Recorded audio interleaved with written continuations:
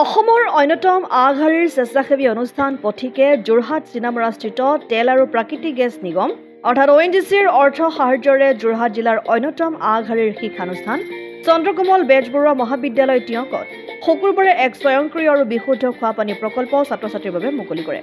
অধ্যক্ষ ডক্টৰ বিজয় কৃষ্ণ পাছনিৰ সভাপতিত্বত আয়োজিত উদ্বোধনী সভাত যোৰহাট তেল আৰু প্ৰাকৃতিক গেছ নিগমৰ সহপ্ৰবন্ধক অমৃত কুমাৰ, টিয়ক ৰাজহ চক্ৰ বিষয়া বেদান্ত বৰুৱা, ছাপৰ্ট মেনেজাৰ দিব্যজ্যোতি বৰা, তেল আৰু প্ৰাকৃতিক গেছ নিগমৰ মুখ্য সঞ্চালক প্ৰীতি সুৰেকা, নিগমৰ ভাৰপ্ৰাপ্ত CSR সতীশ মোৰে, পথিকৰ উপ সভানেত্ৰী মিনতি বৰুৱা, পথিকৰ জ্যেষ্ঠ বিষয়ববীয়া ৰাজলক্ষ্মী ৰাজশ্ৰীৰ লগতে কেইবাগৰাকীও বিশিষ্ট ব্যক্তি উপস্থিত থাকি উক্ত প্ৰকল্পৰ বাবে পথিক আৰু ONGCক ধন্যবাদ আৰু কৃতজ্ঞতা জ্ঞাপন কৰে। ইফালে এই প্ৰকল্পই ছাত্ৰ-ছাত্ৰীসকলক বিশুদ্ধ খোৱাপানী সেৱনৰ ক্ষেত্ৰত যথেষ্ট সুবিধা প্ৰদান কৰিব বুলি সদৰি কৰি অনাগত দিনতো এইদৰে ছাত্ৰ-ছাত্ৰীয়ে তথা সমাজৰ হকে ইতিবাচক কাম কৰি যাবলৈ উদ্যোক্তাসকলক আহ্বান জনাই উপস্থিত সকলোৱে।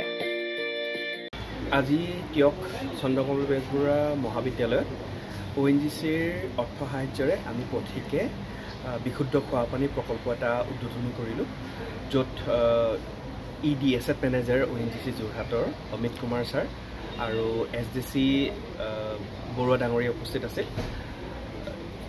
এই পানীৰ যিটো ছেটআপ কৰিলোঁ আমাৰ অকণমান ব্যতিক্ৰম এইটো সম্পূৰ্ণৰূপে স্বয়ংক্ৰিয়, য'ত মানে আমি এবাৰে ছুইচ দিছোঁ আৰু একদম যেতিয়ালৈকে পানী চলি থাকিব তেতিয়ালৈকে পানী বন্ধ নহয়।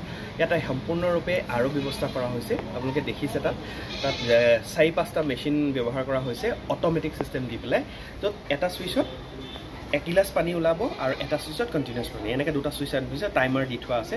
সেই তেনেকুৱা ব্যৱস্থা কৰিছোঁ, এতিয়া সম্পূৰ্ণ বিশুদ্ধ 100% আৰু ৱাটাৰ, য'ত যিহেতু আমাৰ যোৰহাটত পানীৰ সমস্যাটো বহুত আছে আমি গম পাওঁ, য'ত আইৰণ বা আৰ্ছেনিক বা এনেকুৱা ধৰণৰ ব্যৱস্থা আছে পানীৰ লগত জড়িত হৈ পেলাই। গতিকে আমি ভাবিলোঁ যে বিশেষকৈ শিক্ষা অনুষ্ঠানত যদি সম্পূৰ্ণ বিশুদ্ধ খোৱাপানী দিব পৰা যায়, তেতিয়াহ'লে তাত শিক্ষা অনুষ্ঠানৰ ছাত্ৰ ছাত্ৰীসকলে ইয়াৰ সুবিধা ল'ব পাৰিব আৰু বিশেষকৈ পানীয়ে প্ৰাণ বুলি যিটো কথা আছে সেইটো কামত আহিব। গতিকে আমি সেই কাৰ্যসূচীটো আমি চন্দ্ৰকমল বেজবৰুৱা মহাবিদ্যালয় আমি প্ৰথমবাৰৰ কাৰণে কৰিলোঁ আৰু আমি যিমান দূৰ গম পাইছোঁ এইটো অসমৰ ভিতৰত প্ৰথম প্ৰকল্প হ'ব, য'ত সম্পূৰ্ণ শিক্ষা অনুষ্ঠানৰ ছাত্ৰ ছাত্ৰী শিক্ষক মানে প্ৰায় 1500-1600 ছাত্ৰ ছাত্ৰীয়ে এই পানী ব্যৱহাৰ কৰিব পাৰি। এই প্ৰকল্পটো আমি ONGCৰ সহযোগত কৰিব পৰাৰ কাৰণে আমি ONGCক ধন্যবাদ জনাইছোঁ আৰু আপোনালোকৰ থ্ৰুৱেদিয়ে মই এটাই জনাব বিচাৰোঁ যে খোৱাপানীৰ যিটো সমস্যা আছে, খোৱাপানীৰ সমস্যাটো বিশেষকৈ বিশুদ্ধ খোৱাপানীৰ সমস্যাটো এনেকৈ যদি আমি দূৰ কৰিব পাৰোঁ অনাগত সময়ত বিশেষকৈ শিক্ষা অনুষ্ঠানবিলাকত ছাত্ৰ-ছাত্ৰীসকলৰ কাৰণে সুবিধা হ'ব বুলি মই ভাবোঁ। অসম আদিত্য টিয়ক। NKS হুণ্ডাইলৈ স্বাগতম।